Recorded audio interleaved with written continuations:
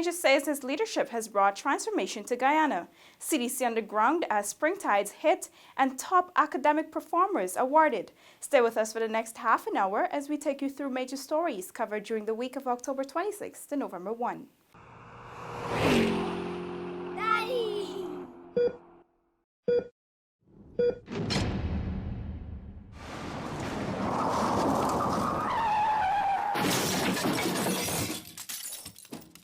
His Excellency President David Granger recently spoke about his leadership of the coalition government, which he posited has been the hallmark of the transformation of the country. Underneath his quiet persona is a hard taskmaster when it comes to authentic leadership and provided the best to every citizen of Guyana. This was expressed by His Excellency President David Granger, who was being interviewed on the Gordon Mosley's Inside Sources podcast on Sunday. I do not believe that my critics would find agreement among my ministers. I'm a very strong leader, and I'm not laid back at all. I insist on high standards, high quality performance, and I am behind my ministers, behind my officials, to ensure that they deliver the best quality service. The head of state said he ensures that everything done by his government is done to the satisfaction of the Guyanese people. I work quietly, but there's a saying in West Africa, speak softly and carry a big stick. I speak softly, but I carry a big stick. I ensure that my policies are implemented. Underscoring his successful leadership, the head of state said he had the foresight to create a number of departments within several ministries that directly address several areas of national development. In the future, the Ministry of Education will see the establishment of a Science and Technology Department that will deal with the science, technology, engineering, and mathematics STEM disciplines. Currently, within the Ministry of the Presidency, there are the departments of Citizenship, Energy, Environment, Defense, and Social Cohesion, agencies that were non-existent under the previous administration. Reporting for InfoHub, Alexis Rodney. Several government agencies rallied and activated response procedures during the week as spring tides hit several areas in regions 3, 4, and 5. The agencies, including the Ministry of Public Infrastructure Sea and River Defense Department, NARI, GRDB, Ministry of Public Health, GLDA, and the Ministry of Communities. These agencies have rallied their teams to ensure that apart from temporary emergency response measures, more long-term solutions are provided to Guyanese living along the coast. Spearheading the response efforts is the Civil Defense Commission. Senior Response Officer Captain Salim October explained that CDC is working with Guyana's best interest at heart. Disaster risk management and emergency response is a highly bipartisan activity. And at the Civil Defense Commission, we are very particular about ensuring that our response is people-based and based on the needs of the people on the ground. To help mitigate the impact of Sunday's high tide, the GLDA has assisted farmers in the protection of their livestock by providing veterinary assistance, supplemental feeding, and the transport of animals to higher mounds. We're having officers in the field in all the affected areas. Our main focus is the Maikoni area in Region 5. And in that area, we have been doing a lot of work assisting the farmers. According to the technical officers, the sensitization efforts have helped to reduce loss as residents have employed measures prescribed by the CDC. Loss assessment and disaster responses are being carried out in Regions 3 and 5 today. Residents living along the coastline in Regions 2, 3, 4, 5, and 6 are advised to follow the necessary precautions to minimize damage to property and prevent any health hazards. The government's aggressive approach in ensuring that residents in low-lying areas along the coast are prepared for the unusually high tides has helped cushion the impact of the flooding. Natisha Isaacs for InfoHub. Throughout this week, the Civil Defense Commission engaged in a relief operation in several communities affected by the spring tides. The commission has been monitoring the situation in the affected regions, and on Wednesday, our team traveled to regions 3 and 5 to witness their work firsthand. Heading the team, Senior Response Officer of the CDC, Captain Salim October, expressed that additional awareness initiatives and more interface with residents provide better chances to withstand the shock and effects of other ensuing high tides. Our role is to ensure that citizens are sensitized and educated to some of the precautions that they can take to cushion the effects and impacts of these tides. The operation commenced at Iflot and saw over 100 households receiving sanitation hampers to help return their homes to normalcy. Emphasis is being placed on the safety of residents in low-lying areas as the CDC captain maintained his call for persons to adhere to all protective measures.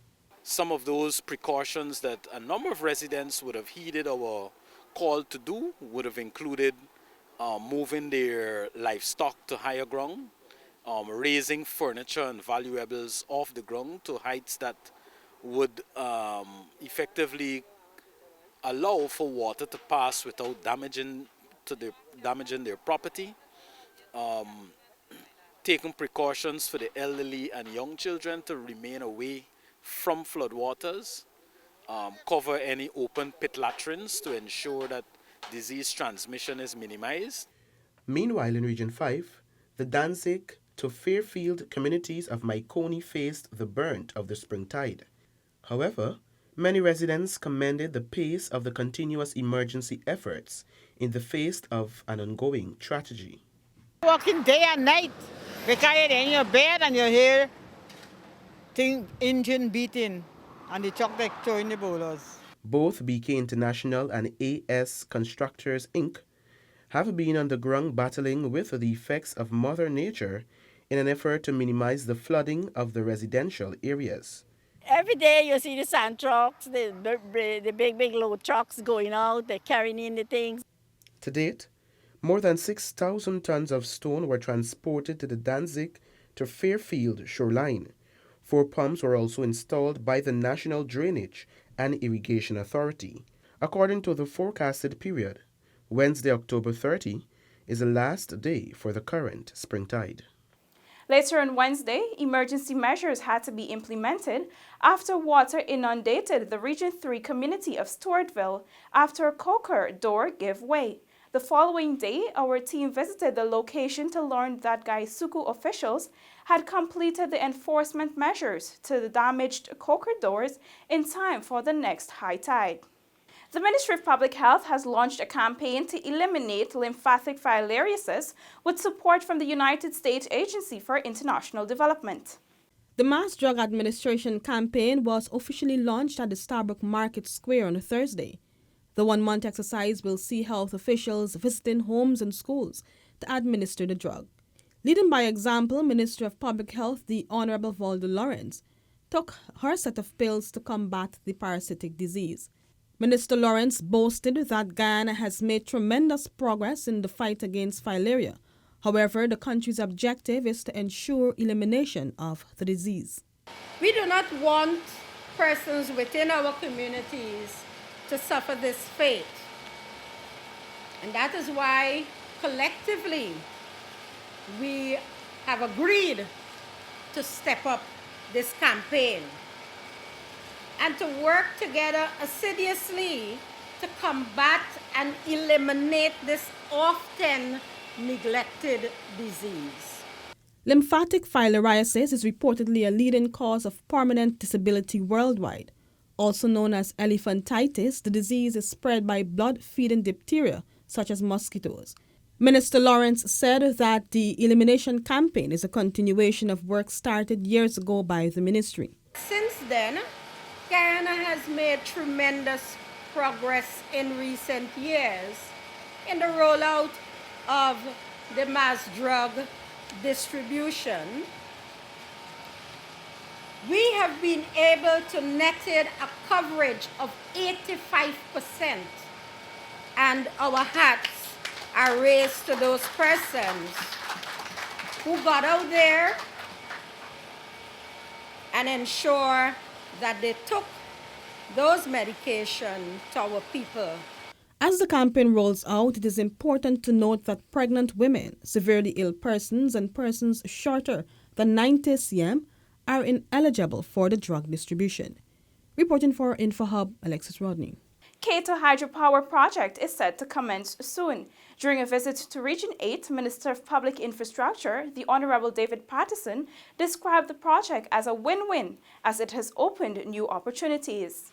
Prior to the community meeting, ministers of government stopped to visit the proposed site for the Cato Hydropower project at the Cheong Falls. The contractor for the falls is mobilizing right now.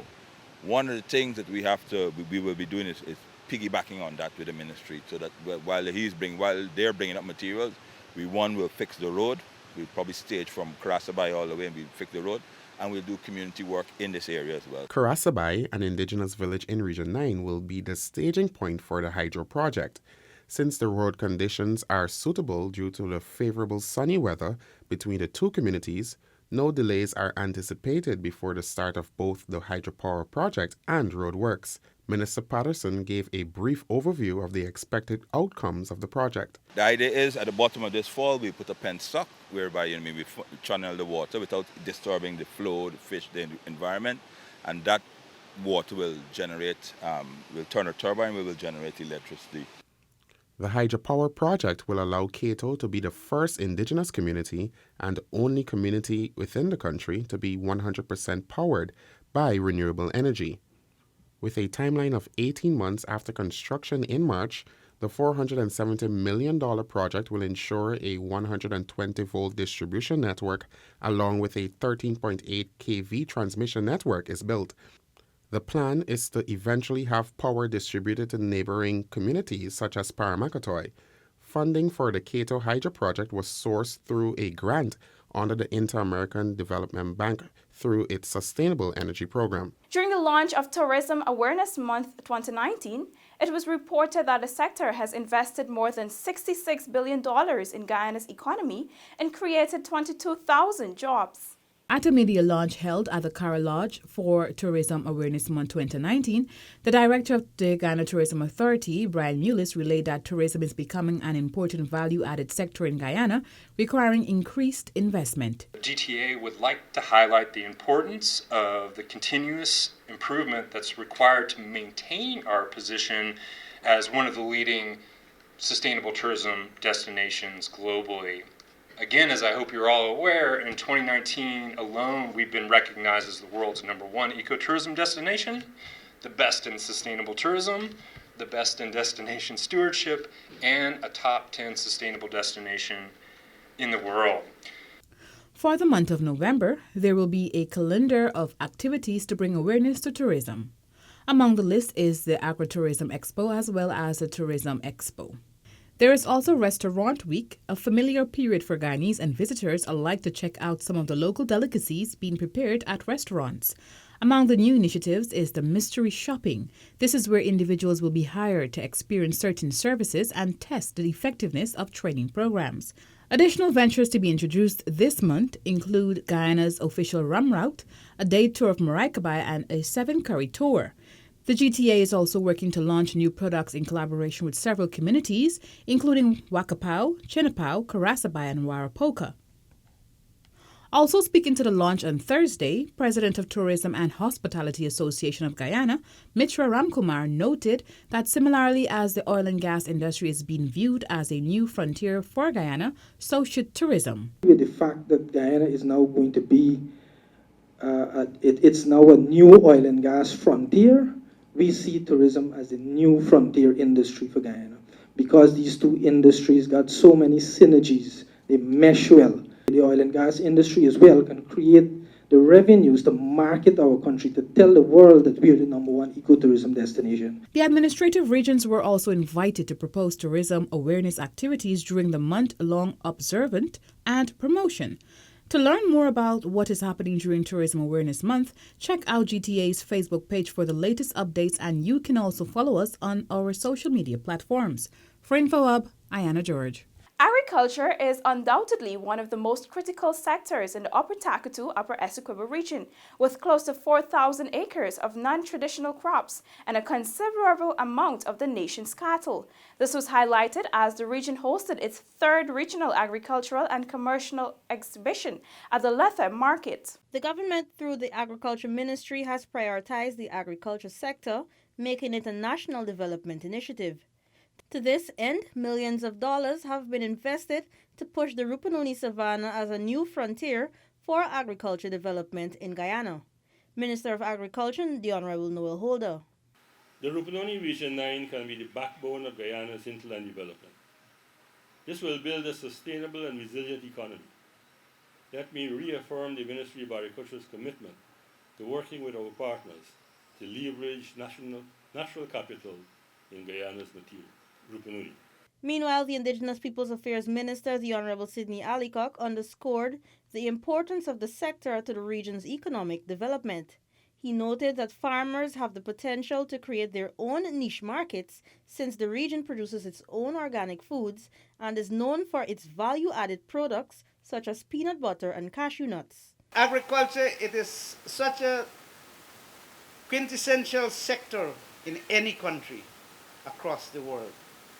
It is true, food is life, but not just food, but good organic food, the kind we produce here across this region, in Region 9, where our farmers are of some of our most valued assets. They are also of great value to the residents of Region 9 and even outside of Region 9. RACE, a brainchild of His Excellency President David Granger, was introduced to promote agricultural development and to encourage citizens, including those in the hinterland, to better market their products. For InfoHub, Delicia Haynes. Still in agri-news, farmers of Mokomoka Settlement, Region 9, received a water pump, farming equipment and seeds from the minister within the Ministry of Agriculture with responsibility for rural affairs, the Honorable Valerie Adams Yearwood. Mokomoka Settlement is a small village of approximately 60 persons located aback of the Mokomoka village. The settlement is involved in small-scale cash crop farming, which is managed by the Mokomoka Settlement Agriculture and Marketing Cooperative Society.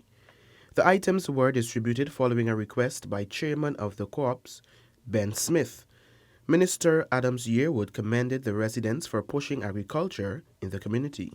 I want to congratulate you and encourage you to continue and make this community, this village, self-sufficient so that you can secure your own food and know for sure that you're going to be eating organic food, and so you're going to be a healthy people. Chairman Ben Smith commended the government for its continued support to his community. We now started and we're going to go on and on and on.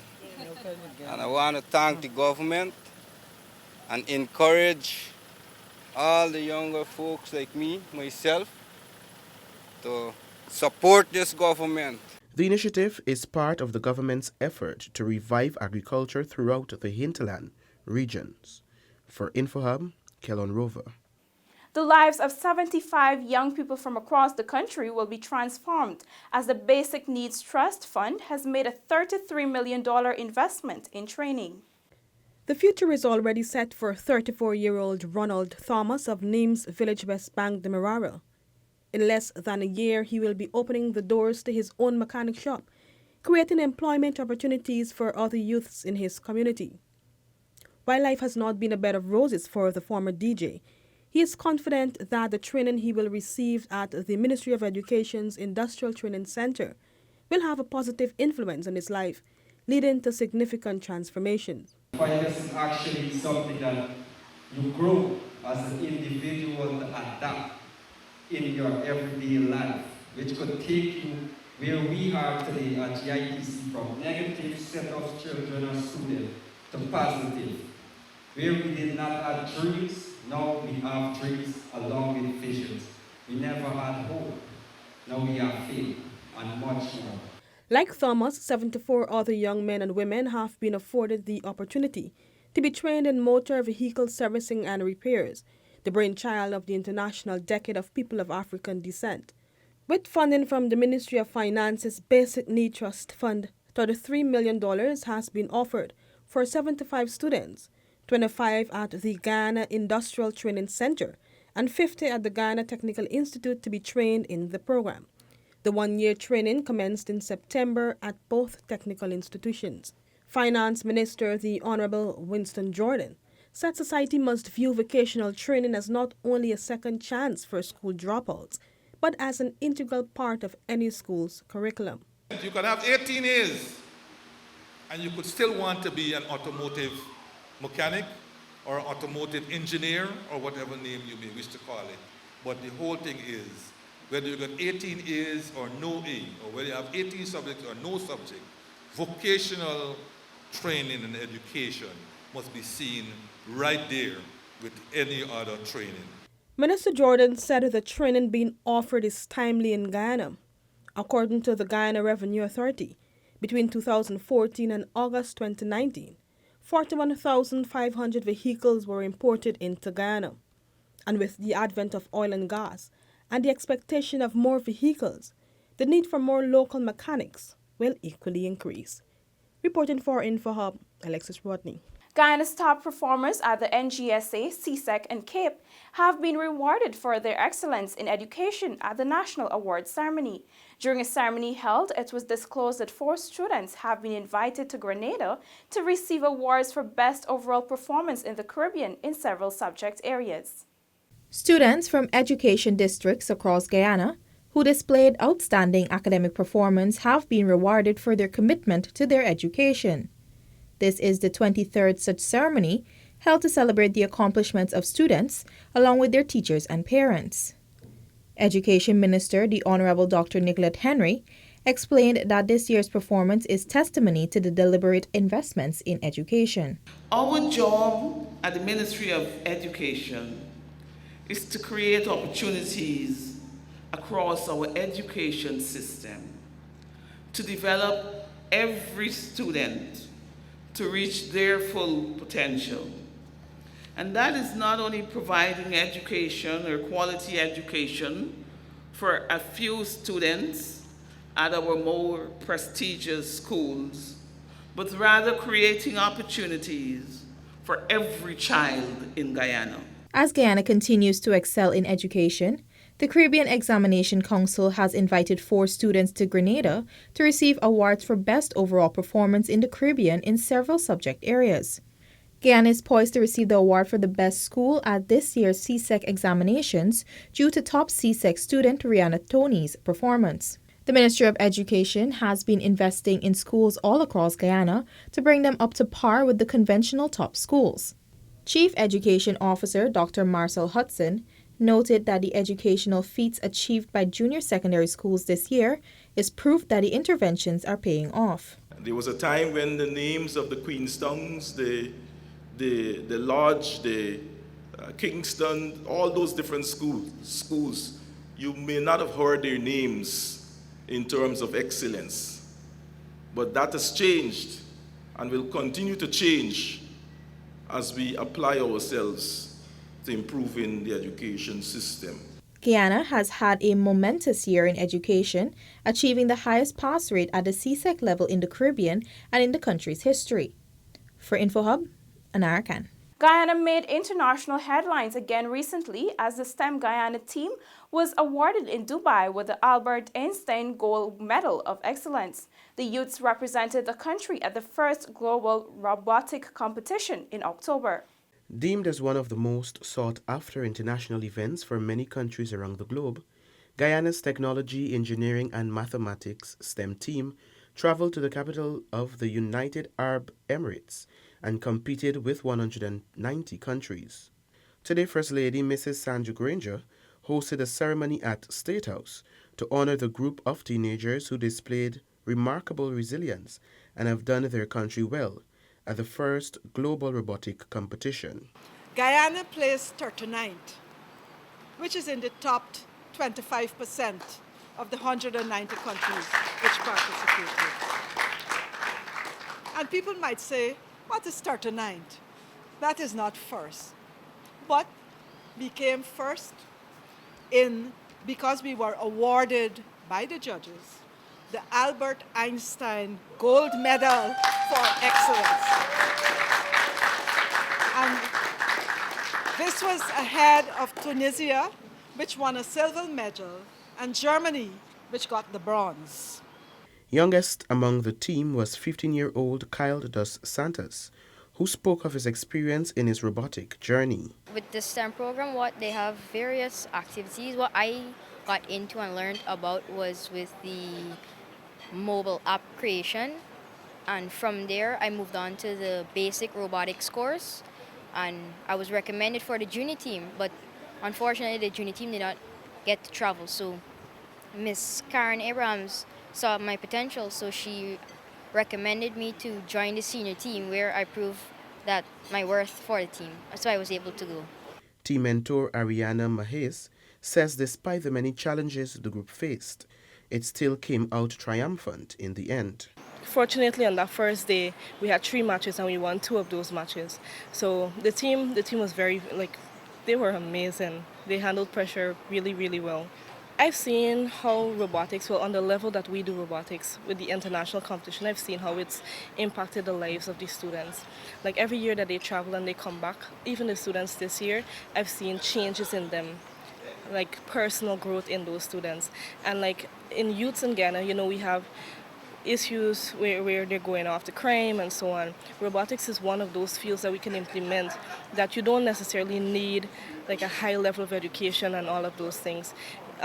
It's one of those fields that we can draw students from and they learn as they build robots. Each of the group members were gifted digital tablets by Public Telecommunication Minister, the Honorable Catherine Hughes, to aid in their skill development. Several other government ministers were also present at the ceremony. Kellen Rover for InfoHub. As we close, here's a reminder from the Guyana Elections Commission. GCOM's preliminary list of electors is now on its website, www.gcom.org.gy. Citizens are reminded to check the voters list to ensure their names are on it. GCOM's claims and objection exercise began on October 1st and will end on November 18, 2019. During this time, the following persons can check the registration office in their respective districts to verify their registration records for inclusion on the list of electors. Persons who are 18 years or older or will become 18 by December 31st, 2019. And Guyanese citizens by birth, descent, naturalization or registration, and a citizen of a Commonwealth country living in Guyana for no less than a year before December 31st, 2019. Also, persons whose names appear on the Central Registrar can make changes or corrections during this period. GCOM's claims and objection exercise is being conducted at all GCOM offices throughout the country. This has been InfoHub Recap, which looked at major stories carried during the week of October 26th to November 1. Remember to subscribe to our website for more stories and follow us on our social media platforms. Also, do take some time to review the Diaspora Digest and other publications found on our website. Have a safe and enjoyable weekend. Goodbye.